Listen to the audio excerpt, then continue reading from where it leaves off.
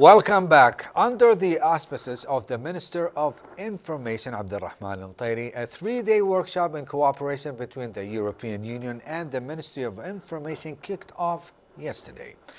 The opening ceremony of the workshop was attended by a number of diplomats, EU representatives, in addition to representatives from the Ministry of the Foreign Affairs and the Ministry of Information. For more details, join us today in our studio the EU strategic communication expert, Elliot Grainger. Did I say no? Grainger. Grainger. Thank you, sir. Thank you.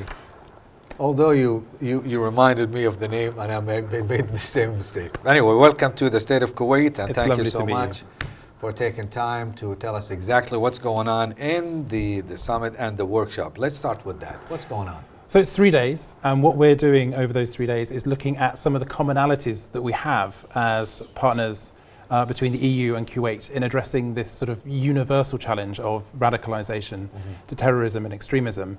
And we're looking at it specifically through the communications aspects. So with the Ministry of Information, we're looking at mainstream media and the way that that can be exploited by terrorist acts, what's known as propaganda of the deed. And we're looking at the increasingly well-known issues around social media, but how those interact, and the communication space in which we're all living is increasingly contested by hostile forces that we as governments need to sort of be looking to address if we're to keep our citizens safe. Mr. Grainger, how would you identify the person who represents these kind of group? You have to have some kind of signs. I think what we try to avoid is stereotyping anybody in any particular way. One of the things we've learned from our approach in the EU is that actually we do need to be aware that people who can be radicalized come from all areas. And increasingly in the EU in particular, we're looking at a whole variety of different political violence, drivers for political violence.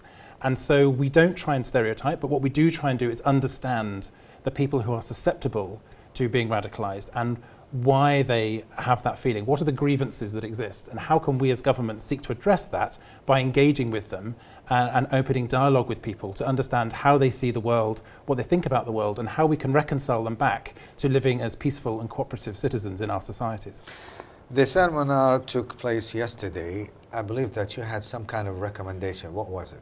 Well, we're actually over 3 days and we're halfway through.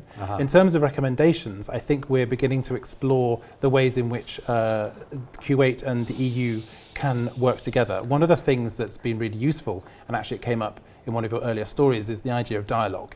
Dialogue with whom? With each other. With each other. So there is a lot of misunderstanding, I think, between the ways in which we understand those who are at risk of being radicalized, and we can sometimes jump too quickly to stereotypes, but it's only by working together and having that dialogue with each other and understanding the ways in which different cultures and different peoples see the world and see the challenges that we face within the world that we can understand how to work collectively for peace and tolerance together. So that's really what we're looking for our next steps and the recommendations, is how can we continue that dialogue.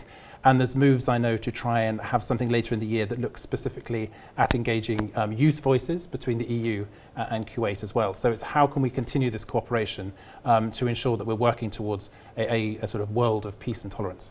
We hope that, Mr. Grainger. Always a pleasure to have you. One final thought, what exactly that you have in the horizon regarding these matters?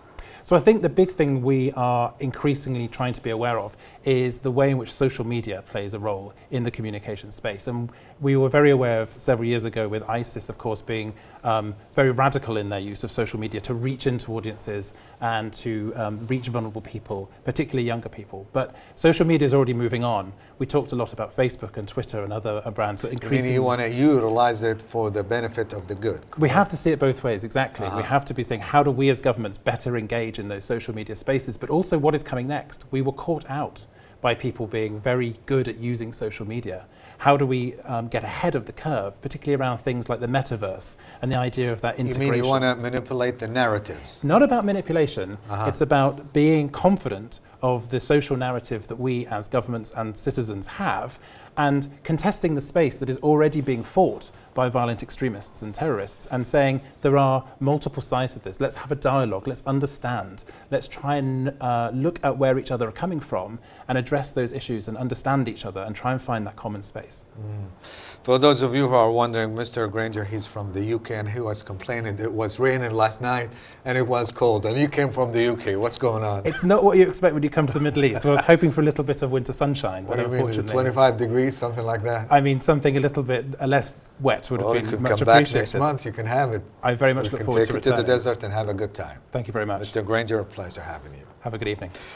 Well, folks, this is the end of the land. That was a EU strategic communication expert, Elliot Grainger. Thank you so much for your time. Stay with us. We'll be right back.